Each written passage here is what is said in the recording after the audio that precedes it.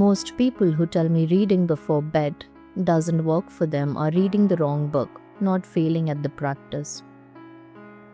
A book before sleep has one job that's completely different from a book at any other time of the day. It needs to lower your alertness, not raise it.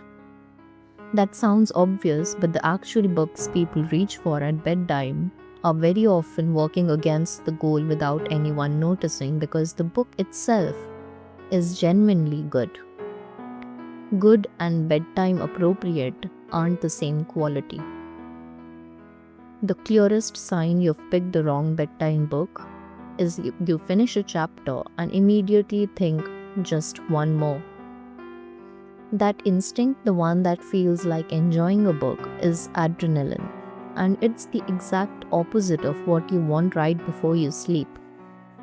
Save that book for daytime when staying up an extra hour doesn't cost you anything.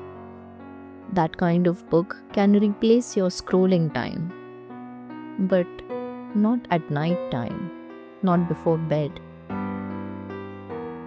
What I actually reach for at night are short stories where each one resolves before you put the book down. So you're never carrying unresolved tension into sleep. Essays for the same reason, a complete thought, closed, nothing dangling. Poetry in very small amounts because a poem asks almost nothing of your alertness and gives you something to fall asleep, still thinking about, gently rather than urgently. Even novels and fiction, which have lyrical prose or soothing narratives, works well.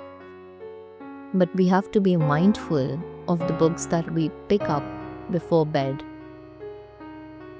What I avoid completely at night is anything with a structural cliffhanger at the end of every chapter, however well crafted.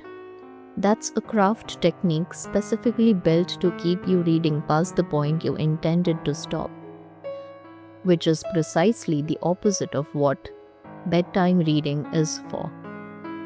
Reading before sleep isn't about which book is best, it's about which book is willing to let you put it down.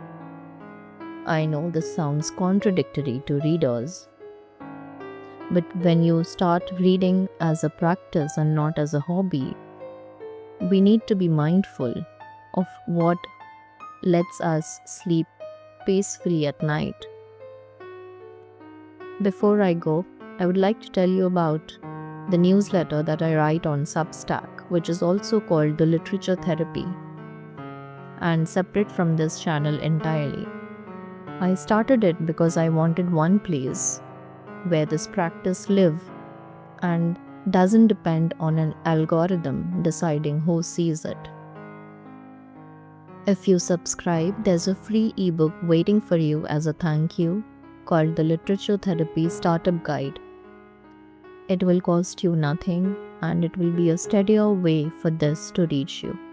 Link is in the description box if you want it. I would love for you to support me and my work here. So thank you.